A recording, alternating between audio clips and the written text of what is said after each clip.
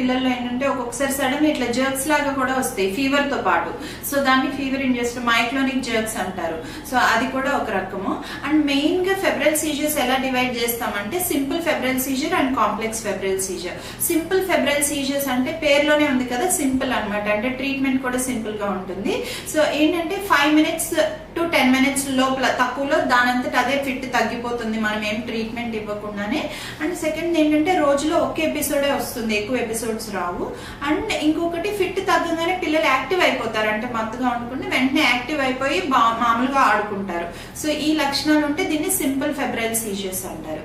Complex febrile Caesar అని ఎప్పుడు అంటారంటే పావు గంట సేపు ఫిట్ ఎక్కువసేపు ఉన్నా, పావు గంట కన్నా ఎక్కువసేపు ఉన్నా, లేదంటే ఫిట్ తగ్గినాక కూడా బేబీ మత్తులో ఉండడం కానీ, బాబు కానీ పాప కానీ మత్తుగా ఉండడము, వెంటనే యాక్టివ్ అవ్వలేకపోవడము, లేదంటే 24 గంటల్లో 2 ఫిట్స్ కన్నా ఎక్కువ వచ్చిన దాన్ని కాంప్లెక్స్ ఫెబ్రల్ సీజర్స్ అంటారు అనమాట. సో ఇవి ఫెబ్రల్ సీజర్స్ లో టైప్స్.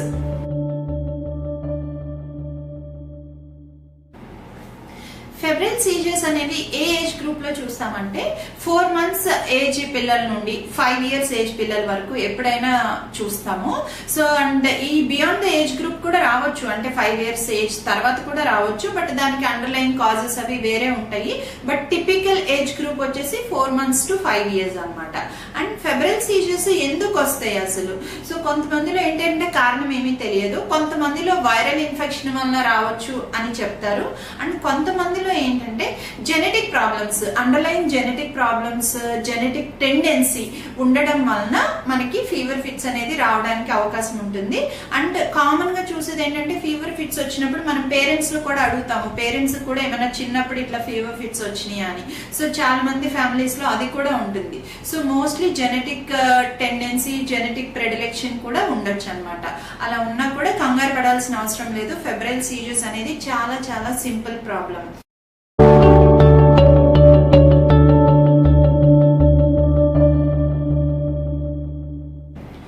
సో మనము ఫీవర్ ఫిట్స్ మన పిల్లలకి వచ్చినప్పుడు ఇంట్లో ఉన్నప్పుడు ఎటువంటి జాగ్రత్తలు తీసుకోవాలి? సో ఫస్ట్ థింగ్ ఏంటంటే పానిక్ అవ్వద్దండి. ఎప్పుడు ఫిట్ వలన ప్రాణానికి ప్రమాదం ఉండదు. సో ఫస్ట్ థింగ్ పానిక్ అవ్వద్దు, కామ్ గా ఉండండి. అండ్ ఏం చెయ్యకూడదో ఫస్ట్ చెప్తాను. ఉల్లిపాయ వాసన చూపించటము, లేదంటే కొంతమంది పొట్ట మీద చేతుల మీద కాలుస్తారు, అలా కాల్చడము అవి చేయకూడదు. అండ్ చేతుల్లో తాళం చెవులు పెట్టడం వల్ల మనకి ఎక్స్ట్రా బెనిఫిట్ ఏమీ లేదు, అది చేయకూడదు. అండ్ ఇంకొకటి ఏంటంటే ఒకవేళ ఏమైనా మీరు ఆ టైంలో ఫుడ్ పెడుతున్నారు, లేదంటే చిన్న బేబీస్ కి పాలు ఇస్తున్నారు, ఆ టైంలో ఫీడింగ్ ఆపేసేయాలి. సో ఇవి చేయకూడదు. అండ్ ఇంకొకటి ఏంటంటే బేబీని కొంచెం గాలి వచ్చేటట్టు, చుట్టూ అందరూ గుమికూడకుండా గాలి వచ్చేటట్టు ఓపెన్ ప్లేస్ లో పెట్టుకోవాలి. అండ్ ఒక సైడ్ కి తిప్పి పడుకుంటే ఏంటంటే మన గొంతులో ఏమైనా ఉన్నా కూడా ఊపిరితిత్తుల్లోకి వెళ్లకుండా చూసుకోగలుగుతాము. సో 90% ఫిట్స్ అనేవి 5 నిమిషాల లోపలే తగ్గిపోతాయి. తగ్గకపోతే ఈ లోపు హాస్పిటల్కి వెళ్ళడానికి ప్రిపేర్ అవ్వాలి. ఓకే.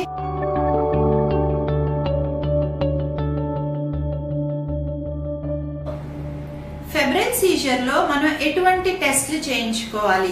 సో ఫస్ట్ థింగ్ ఏంటంటే మీరు డాక్టర్ దగ్గరికి వెళ్ళాలి. పీడియాట్రిషియన్ పిల్లల డాక్టర్ దగ్గరికి కానీ, లేదంటే పిల్లల నరా స్పెషలిస్ట్ దగ్గరికి కానీ వెళ్ళి చూపించుకోవాలి ఫిట్స్ వచ్చినప్పుడు. అండ్ ఫీవర్ ఫిట్స్ లో మెయిన్ గా ఫీవర్ ఎందుకు వచ్చిందనేది తెలుసుకోవడం కూడా చాలా ఇంపార్టెంట్. సో ఫీవర్ ఎందుకు వచ్చిందని దానికి సంబంధించిన టెస్ట్లు, ట్రీట్మెంట్ తీసుకోవాలి. ఆల్సో ఇది ఫిట్స్ గురించి అయితే మటుకు టిపికల్ ఫెబ్రల్ సీజర్ అంటే ఫీవర్ ఫిట్ 5 నిమిషాల లోపల తగ్గిపోయింది, ఎస్పెషల్లీ మనం అనుకున్న ఏజ్ గ్రూప్ అంటే 4 months to 5 years అనుకున్నాం కదా, ఆ ఏజ్ గ్రూప్ లోనే వచ్చింది. బేబీ యాక్టివిటీ ఎంత బాగుంది. అలాంటి సిచ్యువేషన్ లో ఫిట్స్ కి సంబంధించిన టెస్ట్లు ఏమీ చేయాల్సిన అవసరం లేదు. అంటే ఎంఆర్ఐ, బ్రెయిన్ స్కానింగ్ కానీ, లేదంటే ఈజీ కానీ అవి ఏమీ చేయాల్సిన అవసరం లేదు.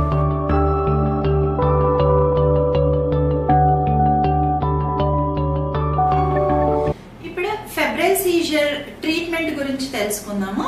సో మనం డాక్టర్స్ దగ్గరికి వెళ్ళి చూపించుకుంటాం కదా, సో అప్పుడు ఏంటంటే మనకి ఈ ఫిట్స్ అనేది ముందే చెప్పినట్టుగా 5 years వరకు ఫీవర్ ఫిట్స్ రావడానికి ఛాన్స్ ఉంది. సో మనకి ఏంటంటే స్పెషల్లీ ఇండియాలో అట్లా మనకి ఫిట్ రాగానే వెంటనే మెడికల్ ఫెసిలిటీకి వెళ్ళడం అనేది మనకి పాసిబిలిటీ తక్కువగా ఉంటుంది చాలా మంది పల్లెటూరులో ఉన్న వాళ్ళకి. సో ఏంటంటే మనం ఒక టాబ్లెట్ ఇస్తాం అనమాట, అంటే ఓన్లీ జ్వరం వచ్చినప్పుడు ఒక 2 to 3 days వాడడానికి. సో ఆ టాబ్లెట్ వేసుకుంటే ఫిట్స్ వచ్చే రిస్క్ బాగా తగ్గుతుంది. తగ్గుతుంది. సో అది టాబ్లెట్ ఒక్కటే ఓన్లీ జ్వరం వచ్చినప్పుడు మాత్రమే వేసుకోవాలి. And typical febrile seizures, simple febrile seizures లో అసలు ఫిట్స్ ట్రీట్మెంట్ అనేది రోజువారీ ట్రీట్మెంట్ సంవత్సరం 2 సంవత్సరాలు వాడాల్సిన అవసరం లేదండి.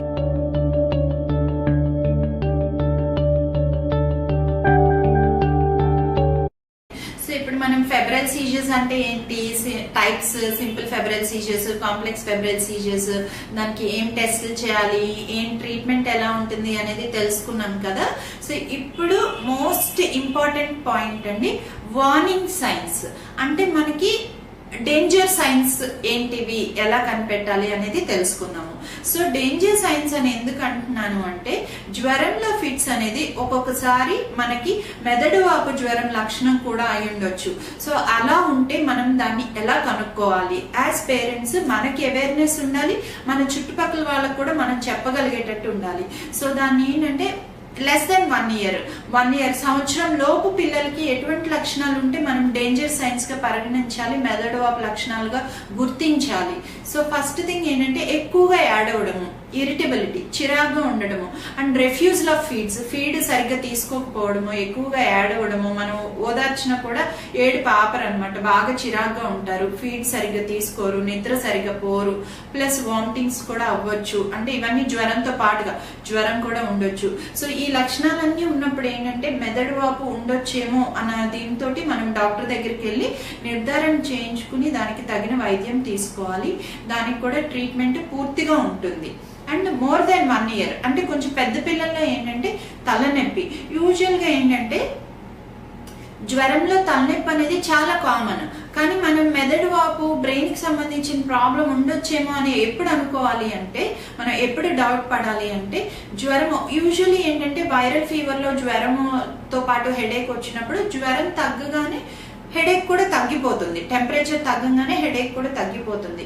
కానీ జ్వరం తగ్గిన మధ్యలో టైంలో కూడా పిల్లాడు ఆడుకోకుండా డల్ గా ఉంటున్నాడు, అప్పుడు కూడా తలనొప్పి పర్సిస్టెంట్ గా ఉంటుంది, అండ్ వామిటింగ్స్ కూడా అవుతున్నాయి.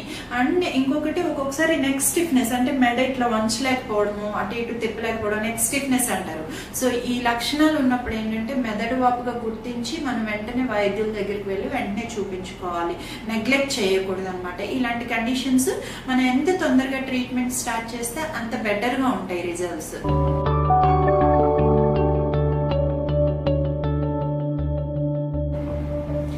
అండ్ ఇంకొకటి ఏంటంటే, కామన్ గా మనం ఫెబ్రల్ సీజర్స్ గురించి ఇంకొక పాయింట్ మనం ఇక్కడ చెప్పుకోవాలి ఏంటంటే, జెనెటిక్ కండిషన్స్ అనుకున్నాం కదా. సో కొంతమంది అండర్లైన్ జెనెటిక్ మ్యూటేషన్స్ ఉండడం వల్ల, కొన్ని మనకి సోడియం ఛానల్ మ్యూటేషన్స్ అంటారు, ఇలాంటి మ్యూటేషన్స్ కొన్ని జెనెటిక్ టెండెన్సీ ఉండడం వలన ఏంటంటే బియాండ్ ద ఏజ్ గ్రూప్, అంటే 5 ఇయర్స్ దాటినాక కూడా ఫిట్స్ రావచ్చు, ఫీవర్ ఫిట్స్ రావచ్చు, లేదంటే ఫస్ట్ ఫీవర్ ఫిట్స్ తో స్టార్ట్ అయ్యి తర్వాత ఫీవర్ లేకుండానే ఫిట్స్ రావచ్చు వయసు పెరిగే కొద్దీ.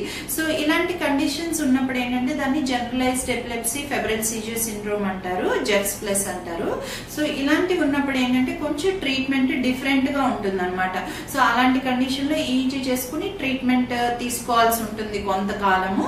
అండ్ డెఫినెట్ గా పీడియాట్రిక్ న్యూరాలజిస్ట్ కి చూపించుకుని ఎలాంటి సిచ్యువేషన్స్ లో జెనెటిక్ టెస్టింగ్ చేయించుకోవాలి, ఎలాంటి సిచ్యువేషన్స్ లో మనం టెస్టింగ్ అవసరం లేదు అనేది క్లారిటీ తెచ్చుకోవడం అనేది చాలా అవసరం.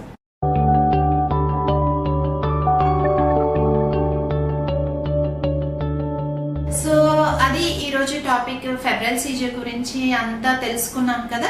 మీకు ఈ టాపిక్ మీద ఏమైనా డౌట్స్ ఉంటే కింద కామెంట్స్ లో తెలియజేయండి, నేను దానికి ఆన్సర్ చేయడానికి ట్రై చేస్తాను మాక్సిమం. అండ్ ఓకే, ముందే